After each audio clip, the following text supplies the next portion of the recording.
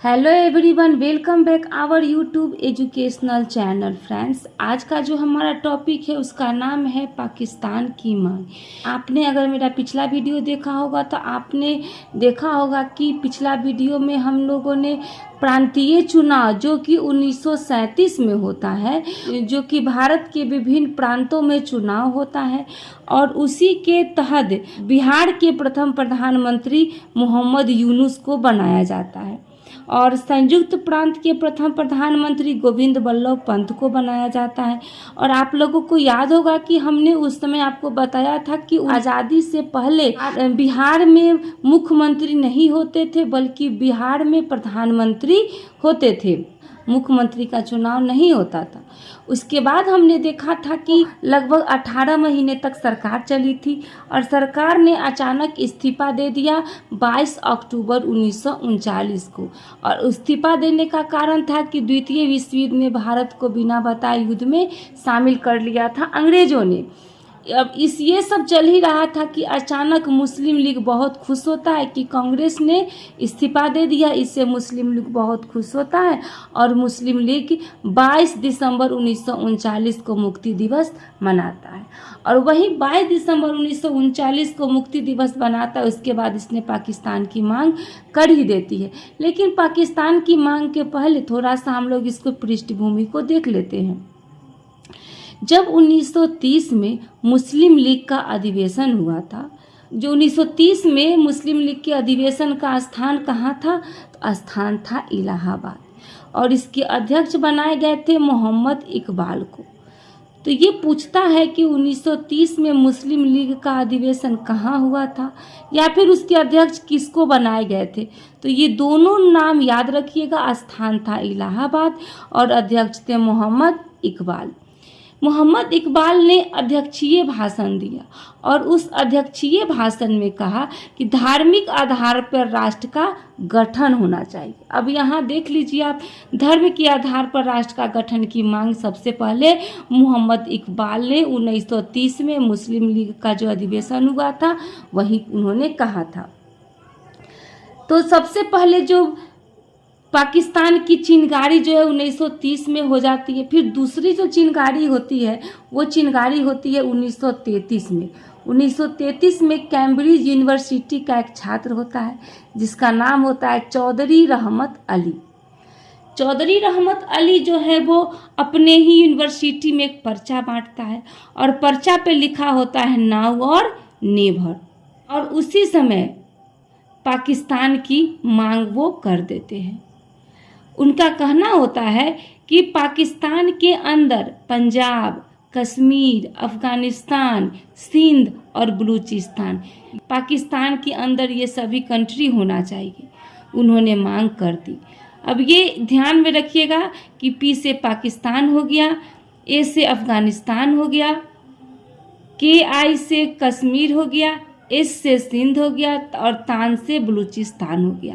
तो ध्यान में रखिएगा पाकिस्तान में किन देशों को शामिल किया गया था, चौधरी रहमत अली ने किन किन देशों को शामिल किया था।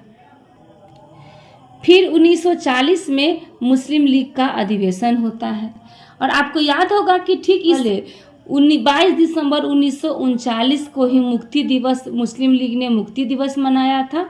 और 1940 में मुस्लिम लीग का फिर से अधिवेशन होता है और उस अधिवेशन का स्थान होता है लाहौर और इसके अध्यक्ष बनाए जाते हैं मोहम्मद अली जिन्ना को। लाहौर अधिवेशन में मोहम्मद अली जिन्ना ने पाकिस्तान की मांग का प्रस्ताव पारित कर दिया। कब पारित किया, तो 23 मार्च 1940 को। ध्यान में रखिएगा 22 दिसंबर 1939 को मुस्लिम लीग क्या करते हैं, मुक्ति दिवस मनाते हैं और 23 मार्च 1940 को पाकिस्तान की मांग का प्रस्ताव पारित हो जाता है। तो ये कई बार एग्जाम में पूछा जाता है कि पाकिस्तान की आधिकारिक मांग मुस्लिम लीग ने किस अधिवेशन में की, तो याद रखिएगा लाहौर अधिवेशन में। और ये भी पूछता है कि पाकिस्तान की मांग का प्रस्ताव किसने पारित किया था, पाकिस्तान की मांग का प्रस्ताव किसके द्वारा पारित किया गया था, तो मोहम्मद अली जिन्ना के द्वारा 23 मार्च 1940 को। उसके बाद में ध्यान ये सब जो है याद करने वाला है। प्रारूप अगर पूछेगा कि पाकिस्तान की मांग का प्रारूप किसने तैयार किया था, तो सिकंदर हयात खान। अगर पूछेगा कि पेश किसने किया था, तो खलीकुज़्ज़मा ने।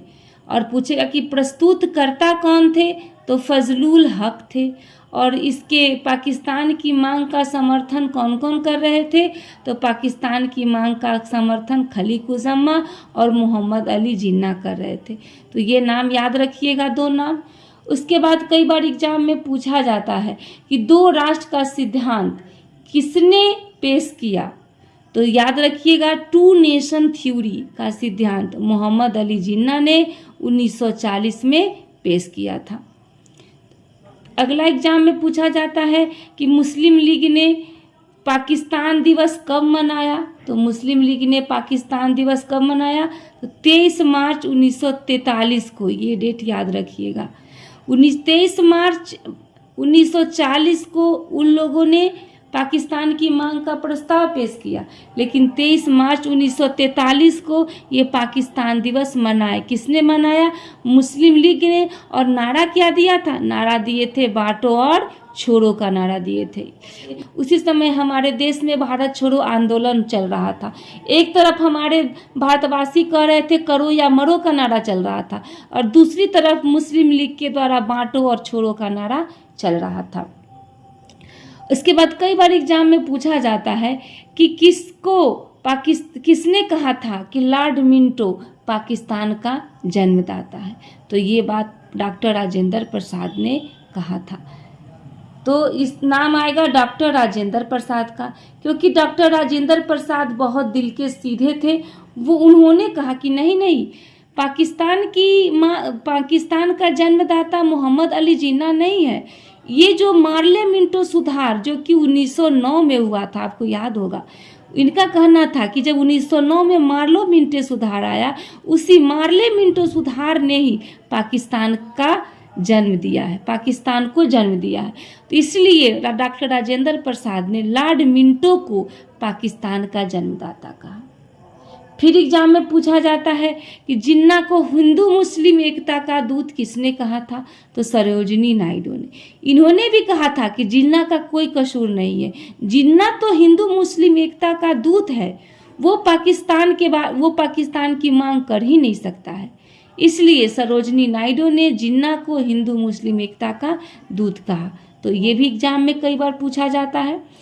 जबकि उसके बाद में मोहम्मद इकबाल ने कहा था कि नेहरू एक राष्ट्रभक्त हैं, जबकि जिन्ना एक राजनीतिज्ञ है।